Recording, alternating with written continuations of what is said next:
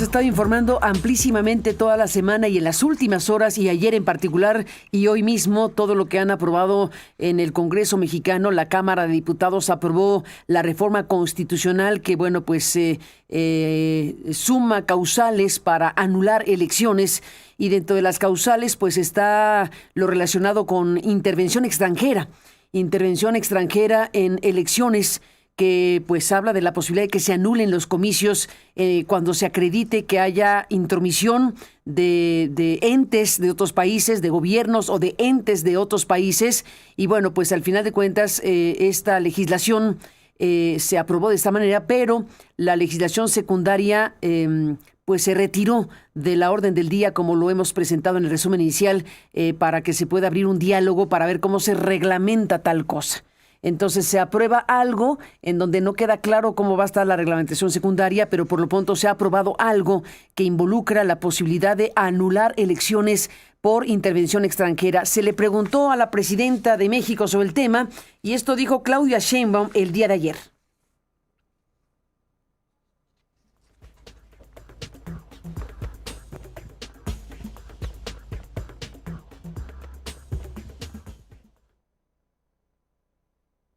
También preguntarle, ¿usted ve un riesgo real de que haya injerencia extranjera en las elecciones del próximo año en México? Se lo digo porque también acaban de aprobar ya esta propuesta de anular una elección si se demuestra la injerencia.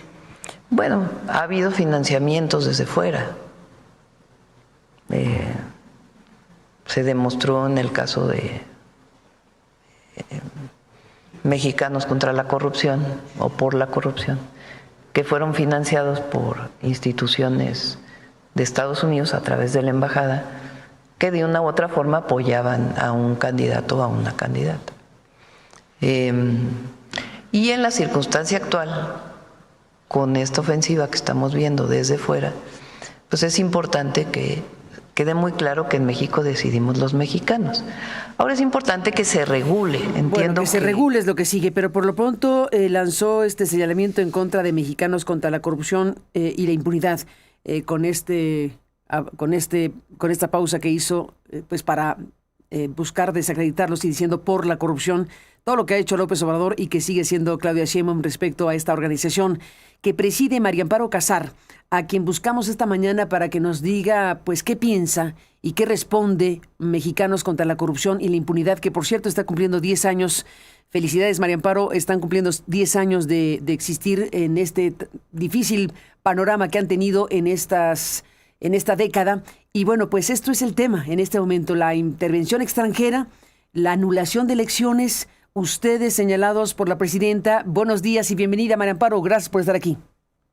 Al contrario, gracias por la invitación. Es para nosotros muy importante esto de los 10 años, pero ya que acabas de hablar de la aprobación de algunas leyes, entre otras el injerencismo extranjero, y pones la declaración de ayer de la presidenta, lo que me hace en contra de Mexicanos contra la corrupción, que me hace pensar que a lo mejor esta ley, que ya de por sí pues está muy complicada, y más, como tú dices, sin una ley secundaria, así que sabemos menos, porque en las leyes secundarias se cuelan las letras pequeñas, pero cuando ya menciona Mexicanos contra la corrupción, que en efecto recibió durante 5 años y medio, recibió dinero de fundaciones extranjeras, particularmente de USAID.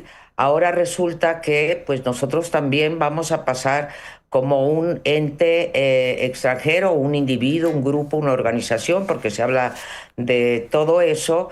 Y bueno, pues te voy a poner un ejemplo, Carmen. Si tú o yo sacamos alguna investigación en marzo del año que entra sobre algún caso de corrupción de algún candidato, de algún dirigente de partido, etcétera, como yo recibo, en efecto, bueno, recibía porque también Trump se las gasta y cortó todos los fondos de USAID, pero me podrían decir legítimamente pues que yo ataqué a Mexicanos contra la corrupción, el gran equipo de periodismo que tenemos, pues sacó un acto de corrupción de un candidato o candidata y se anula esa elección porque perdió, y eso fue pues porque pusimos en la mira un acto de corrupción, lo cual influyó en las preferencias electorales y se anula la casilla o se anula la elección completa.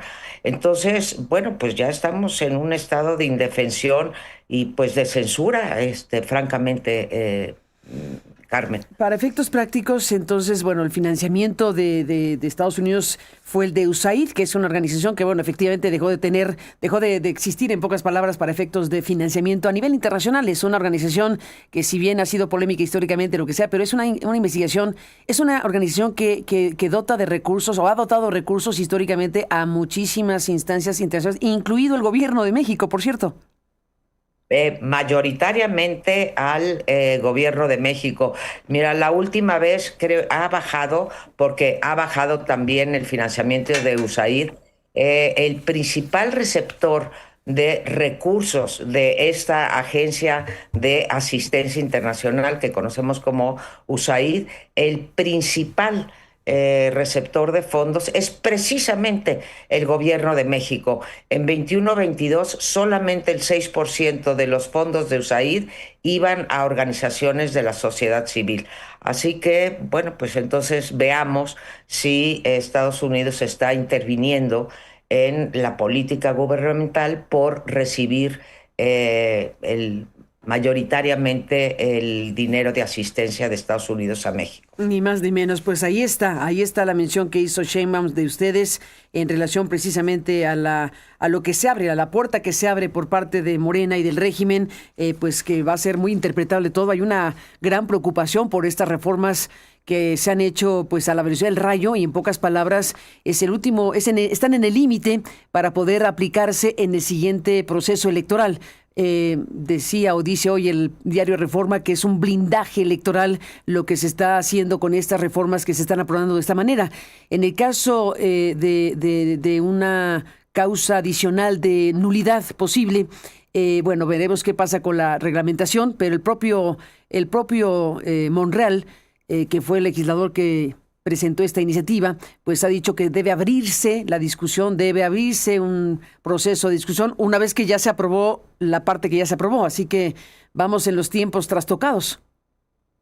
Sin duda vamos en los tiempos trastocados, que es otro de los peligros u otra de las regresiones democráticas que hemos tenido, es que ya no es cada elección, sino cada año nos cambian las reglas electorales. Decía la presidenta el día de ayer que puede haber un riesgo de intervención extranjera en las elecciones de México y que las personas que no estamos a favor de anular las elecciones cuando existe intervención extranjera, estoy citando, están a favor de que intervengan otros países. Yo creo que puedo pensar en muchos riesgos, Carmen, antes de la intervención extranjera, que son mucho mayores, que son muy reales y que el gobierno no ha atacado, sino que te diría incluso que ha fomentado, ha propiciado.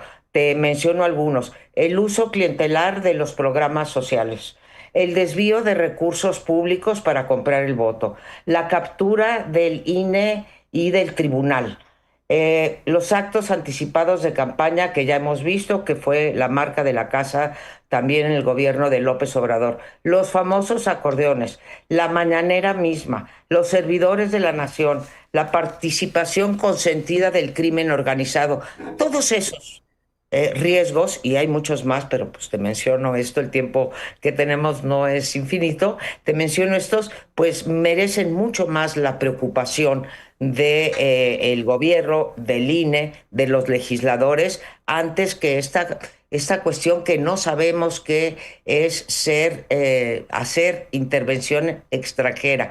Hago intervención extranjera por haber tenido recursos de Estados Unidos, y si pudiera seguiría teniéndolos, Carmen. O sea, se terminó ese financiamiento, pero seguimos buscando en fundaciones internacionales en Estados Unidos y en Europa dinero para financiarse, ¿no? Y creo que eso no nos hace intervencionistas. O sea, usamos ese dinero para hacer nuestro trabajo, que es combatir la corrupción y la impunidad, Carmen. Bueno, lo que se ha dicho desde el sexenio de López Obrador, y lo reitera la presidenta, es que ustedes como organización tienen un propósito político. Ese es el punto.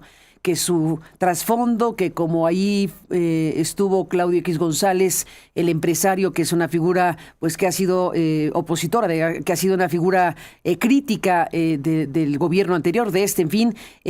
A ver, en el 10º aniversario de Mexicanos contra la Corrupción y la Impunidad que se está conmemorando esta semana, María Amparo Casar, ¿qué son ustedes, digámoslo así? ¿Qué cosa es Mexicanos contra la Corrupción y cómo han vivido estos 10 años y en particular estos señalamientos y el foco puesto en la figura de Claudio X González, en ti misma y en general en lo que significa esta organización?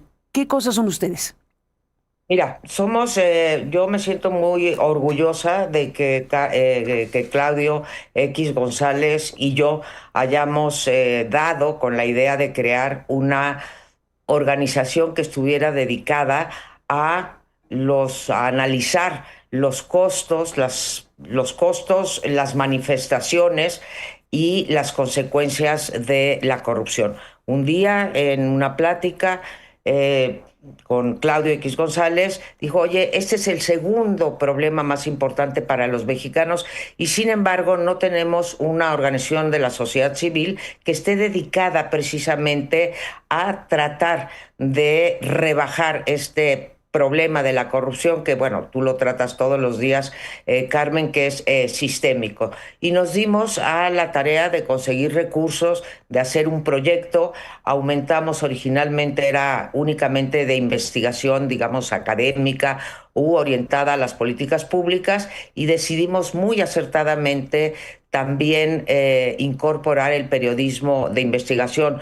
Tú conoces a todos los compañeros de periodismo, tuviste a Raúl Olmos hace unos pocos días. Esta semana con un libro espectacular del Huachicol Fiscal, sí.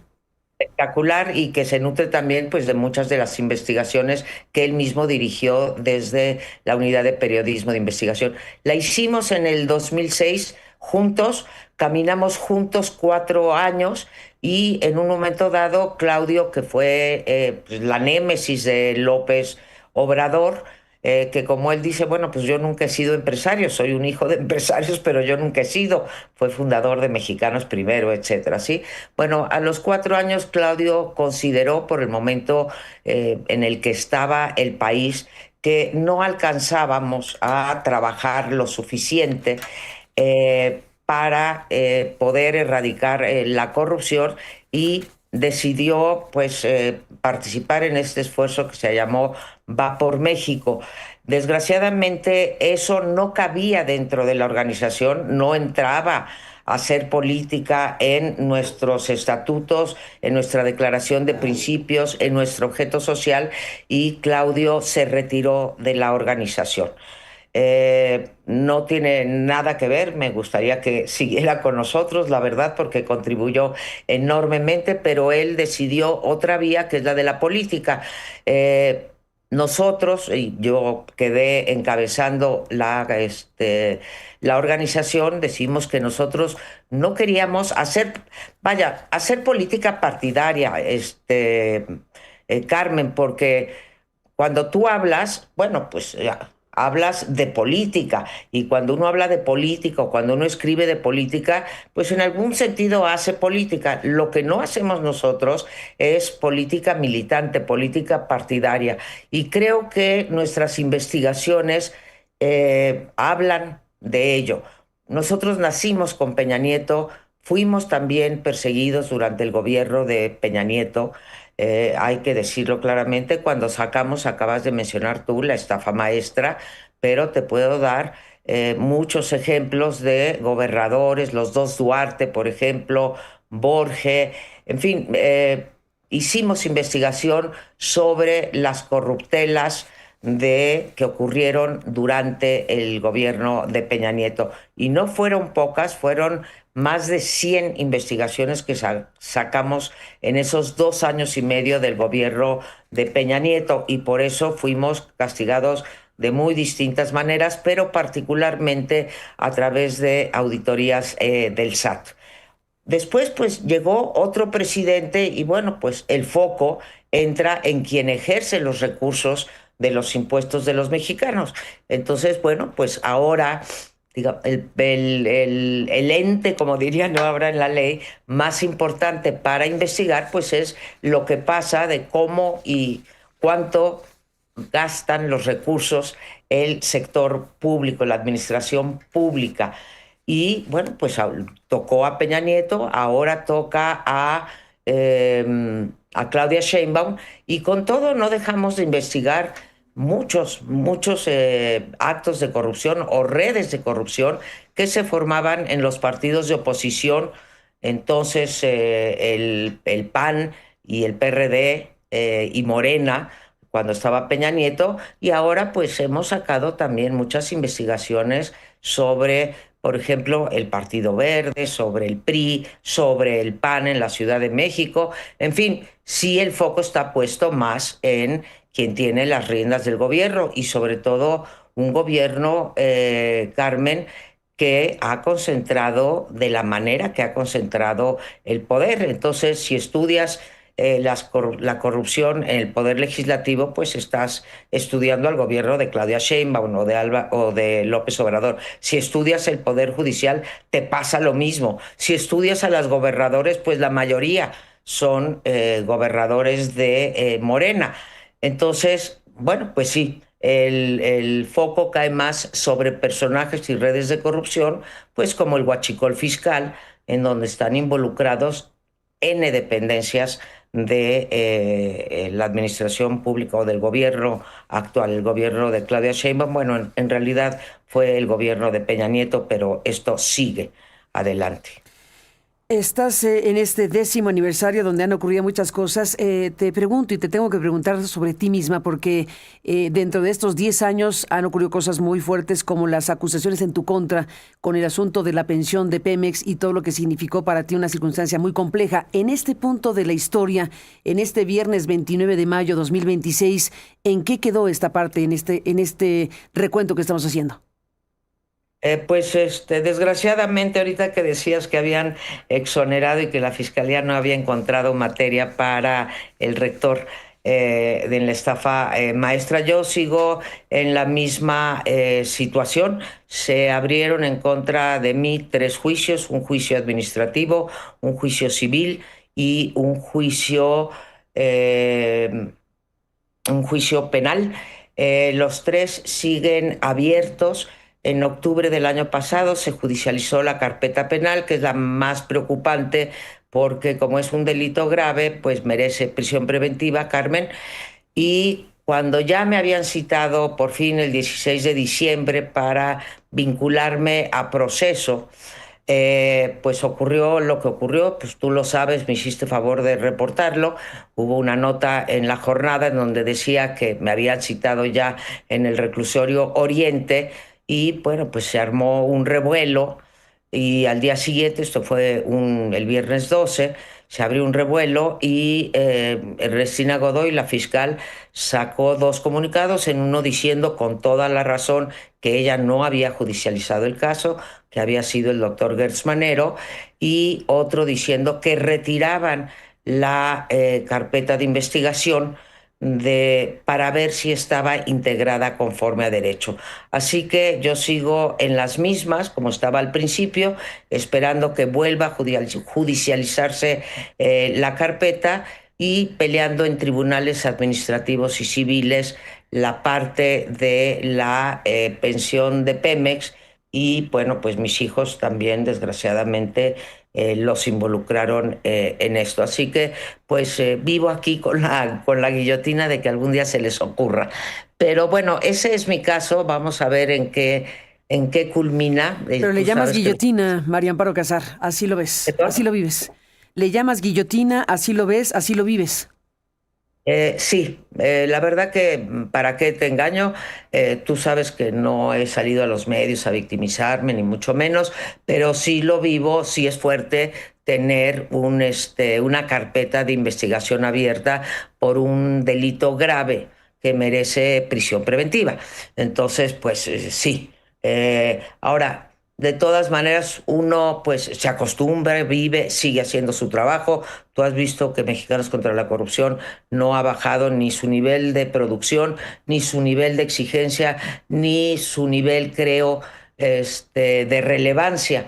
Ahora, esa soy yo como presidente de Mexicanos, pero la embestida que ha sufrido la organización más allá de mi persona también ha sido pues muy fuerte y cotidiana. Todavía, pues ayer acabas de poner el fragmento, nos llaman Mexicanos en favor de la corrupción y bueno, nos acusaron, bueno, me acusaron a mí en particular de vendepatrias, ¿no? Bueno, de traición a la patria. Que me acuerdo que escribí un día un artículo, Carmen, diciendo, a ver, estas son las causales de traición a la patria, nada más díganme, eso fue López Obrador, díganme en cuál caigo. Pero la organización, bueno, la última, si quieres que vaya de adelante para atrás, es que nos quitaron la donataria. Ya nos los habían quitado desde el 15 de enero del año pasado. Hemos tratado de recuperarla. Cuando el Universal sacó aquel reportaje, a la gran mayoría de las organizaciones de la sociedad civil que hacen trabajo, digamos, parecido al de nosotros, pues les regresaron la donataria. A nosotros no. Y eso pues nos daña. No impide que sigamos recaudando fondos. Cualquier gente que quiera donar puede seguir donando. Nos quitaron la deducibilidad, que es lo que te da estar registrada. No la hemos podido, con 2 intentos, no la hemos podido recuperar. Tenemos 5 auditorías, o hemos tenido 5 auditorías, 3 siguen vigentes, pues han raspado la reputación mía y de todos los integrantes y han hecho una cosa que está muy mal. Tú recordarás cuando Pablo Gómez se tomó 43 minutos de la mañanera para revelar todos los nombres de las personas que trabajamos en Mexicanos contra la Corrupción, los sueldos, quiénes son nuestros donantes, y todo esto era nuestros proveedores, y todo esto son formas de intimidación, porque, pues Carmen, a ningún empresario le gusta que digan, oh, ya están apoyando a Mexicanos contra la Corrupción, que es una organización, pues francamente incómoda. Entonces, tenemos muchas formas tiene el Estado para minar nuestro trabajo. Hasta el momento sobrevivimos, pero cada vez con mayores dificultades, tanto financieras como de instrumentos para hacer nuestro trabajo. Carmen, supongo que a tus reporteros les pasa lo mismo. Cada vez hay menos información, que es nuestro principal insumo de trabajo, ¿no? Entonces, entre las presiones financieras, las presiones fiscales, las presiones reputacionales, las presiones judiciales, administrativas y civiles, y además sin información, porque ahora todo se reserva, o el gobierno es juez y parte para ver si te da cuando pides algo de transparencia, pues no las estamos viendo todos muy difíciles, Carmen. Sí, es parte de lo que hemos estado observando, bueno, viviendo los periodistas, la sociedad en su conjunto. Las regresiones que han tenido lugar en México incluyen pues los temas de acceso a la información y transparencia. Efectivamente, pues simple y llanamente se aniquiló a la institución federal que existía, se sustituyó por otros mecanismos que son del gobierno, pero se quitó la posibilidad de que fuera un órgano autónomo constitucionalmente como lo teníamos. Así que es un golpe muy fuerte en esta materia, sin duda, y las demás cosas que nos cuentas.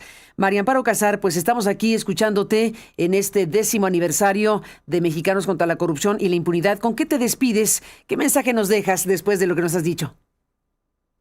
Bueno, el primero es que ahí estamos, guillotina o no guillotina. Yo tengo la fortuna de tener un equipo que se ha comprometido a pesar, ahora sí que a pesar de los pesares, a pesar de que trabajar en Mexicanos contra la Corrupción es como llevar aquí una letra escarlata sobre la frente. Pues mucha gente no nos quiere. También hemos tenido muchas satisfacciones y creo que por eso seguimos adelante, que personas como tú, Carmen, nos permitan expresarnos aquí libremente es realmente de verdad es un lujo y es una oportunidad que te agradecemos mucho. Entonces, yo una felicitación al equipo que quiere seguir y todos los días me dicen, Mac, porque así me llaman, María Amparo Casar Mac, Mac, vamos por otros 10, por favor, no podemos fallar, etcétera. Y eso realmente es una cosa, ahora sí que, como dicen, que no tiene precio. Y de las cosas que me gustaría, Carmen, es poder tener interlocución con el gobierno. Hemos hecho muchas propuestas para combatir la corrupción y rebajar la impunidad, que es terrible, pero pues las experiencias exitosas de combate a la corrupción, ya no te voy a decir en Singapur, que nos queda muy lejos, en Chile y en Uruguay, que son los únicos dos países que están en el tercio superior de no corrupción de los 180 países o de los 160 países que mide Transparencia Internacional, que sí se puede y que, como decimos nosotros, que México no está condenado a ser un país corrupto, que esto tiene solución y que nos gustaría tener interlocución con el gobierno para plantearles lo que pensamos que puede ayudar a esto.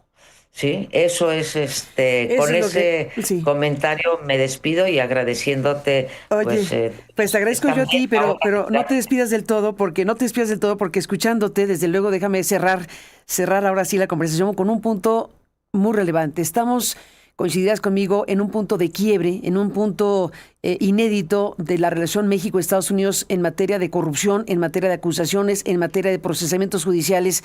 No es cualquier cosa lo que estamos observando. Bien a bien, no tenemos idea de hacia dónde se puede dirigir, pero por lo pronto tenemos a 10 acusados de ser narcocorruptos, narcopolíticos. El hecho de que Estados Unidos, con las asegúnes que le queramos poner, pero Estados Unidos está acusando a 10 funcionarios y exfuncionarios y por primera vez a un gobernador en funciones, que es el de Sinaloa, que ya pidió licencia y lo que hemos visto aquí. Ya 2 se entregaron, como hemos visto también, un militar. Estamos en un momento especialmente importante. No sé si como nunca, pero casi me atrevería a decir que como nunca, en función de que es desde Estados Unidos que se está planteando un desafío, no solo para el gobierno mexicano que está pateando el bote, sino para la sociedad mexicana en su conjunto. ¿Qué ve María Amparo Casar en este preciso momento de la historia desde la perspectiva que tú tienes?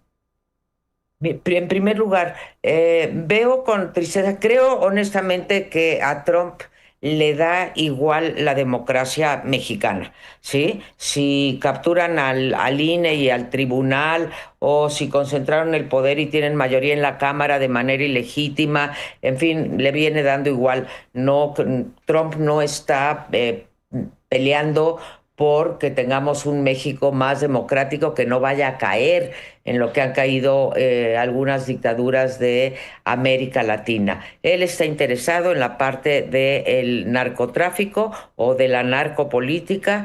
Creo que nos hacemos muchas bolas pensando que esto va a ser muy importante para las elecciones intermedias. Al votante promedio de Estados Unidos le da igual lo que esté pasando en México y si hay un narcogobierno. Y me da mucha tristeza, que con eso había empezado y me desvié, me da mucha tristeza que sea Estados Unidos el que haya logrado poner esta idea del contubernio entre, bueno, no fue Estados Unidos lo que lo puso, las investigaciones tuyas, las de nosotros, las de Latinos, las de los periódicos, etcétera, venimos diciendo que hay un problema de narcogobiernos en este país, pero fue la fuerza de Estados Unidos con el mecanismo voluntario, porque México firmó voluntariamente el tratado de extradición, que sea la fuerza de Estados Unidos la que haya puesto realmente en el foco de la conversación pública mexicana la idea de que sí hay pruebas con evidencia, a pesar de que las hayamos dado nosotros y el New York Times y el Washington Post, etcétera. Fue la acción del gobierno de los Estados Unidos la que logró digamos, mostrar, aunque no tengamos pruebas, porque siempre dicen 3, pruebas contundentes para poder procesar. Les quedan 30 días. El miércoles pasado, Carmen, se cumplieron los primeros 30 días de los 60 que tiene la extradición, y me parece que nuestro gobierno no ha acertado a contestar más que a través de discursos soberanistas e injerencistas. Y bueno, pues que sea otro país el que te viene a exigir justicia cuando el propio gobierno sabe que hay pruebas.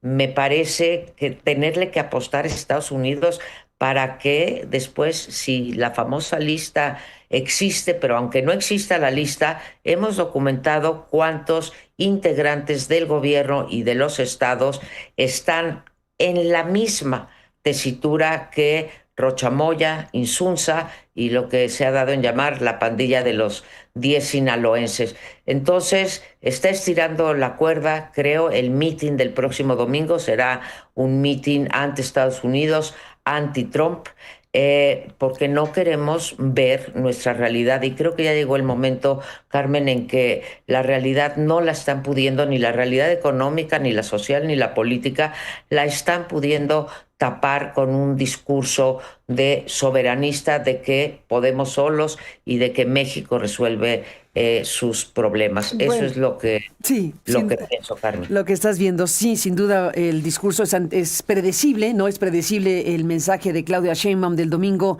que se ha anunciado para celebrar su llegada, su triunfo en las elecciones presidenciales.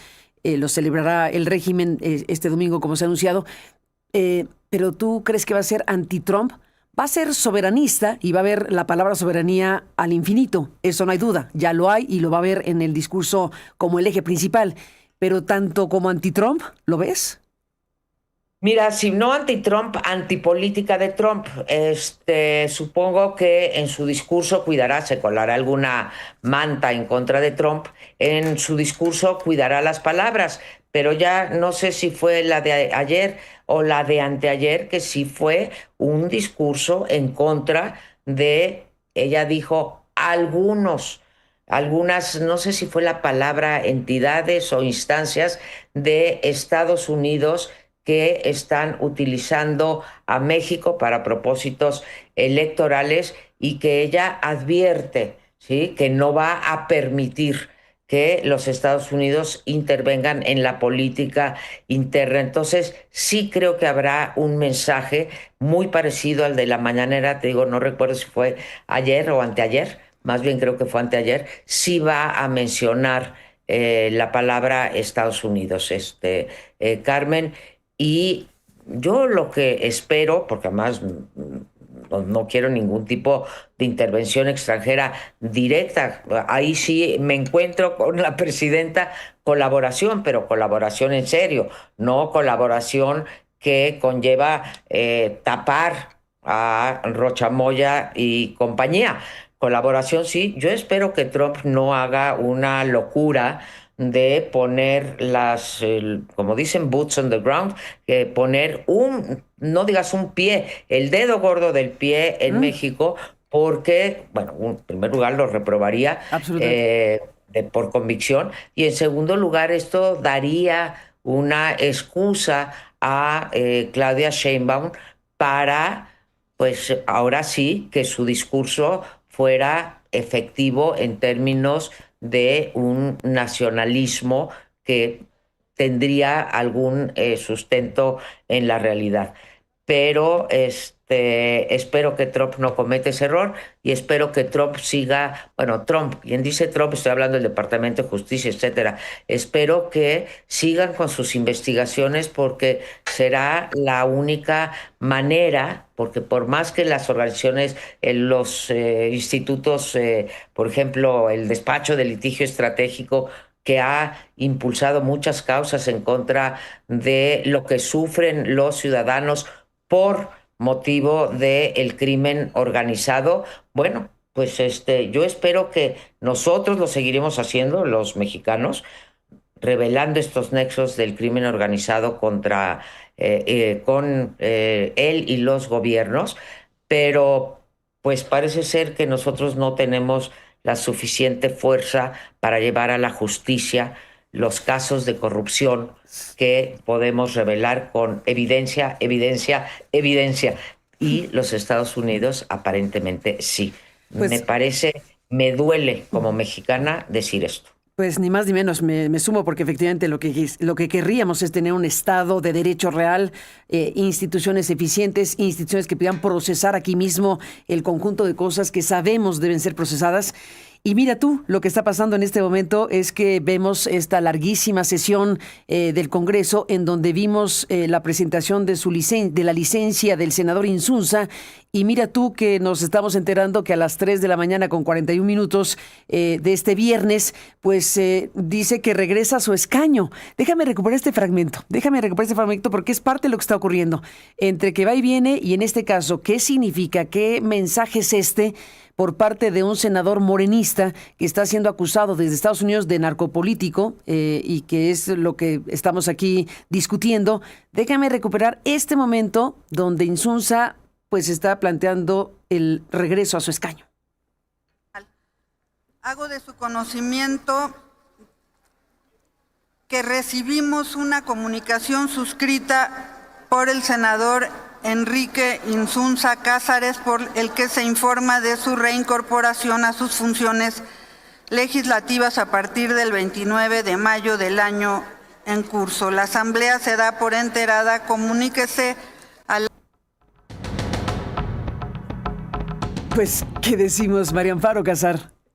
Pues no nos dicen cuál es el motivo, ¿no? Ni siquiera, bueno, te tendría que decir, siquiera tuvieron el pudor de decir que no fue por cuestiones de salud o por motivos personales. Es en efecto, pero se dijo desde el principio, al principio se dijo que era únicamente por tres sesiones, ¿no? Ahora se extiende, no lo había escuchado yo, hasta el día 29 de mayo, cuando ya habrá cerrado bueno, suponemos que acabarán. Ah, no, pues 29 de mayo Es hoy. Se está anunciando. Claro, ya. Se reincorpora. Sí, claro, oye, ¿no? ¿sabes qué? Vamos a oírlo de nuevo, te propongo, porque para entender bien cómo fue.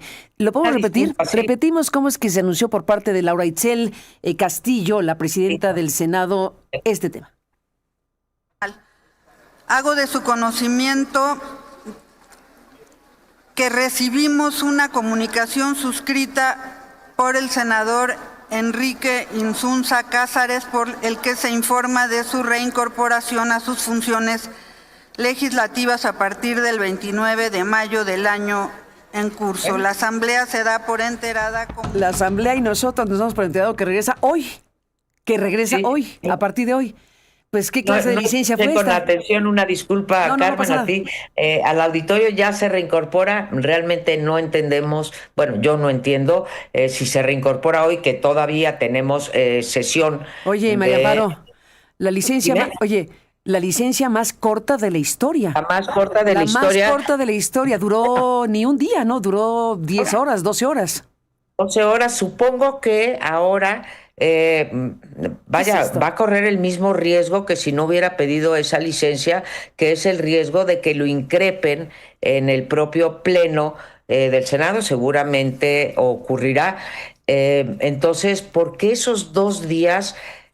Honestamente, no me da para darte una hipótesis, una explicación de por qué esos 2 días y luego decide reincorporarse. Lo que tenemos que decir es que, bueno, durante 2 días no tuvo fuero, y esos 2 días o día y medio pues no horas, se utilizaron. ¿no? Mediodía, yo creo, ¿no? Claro, para llevarlo a la justicia, Sí, bueno, en fin, la licencia más corta de la historia, pero aquí el tema más bien es qué está pasando en Morena, qué está pasando en el régimen, en donde primero consideraron que era necesaria la licencia y luego se echa para atrás.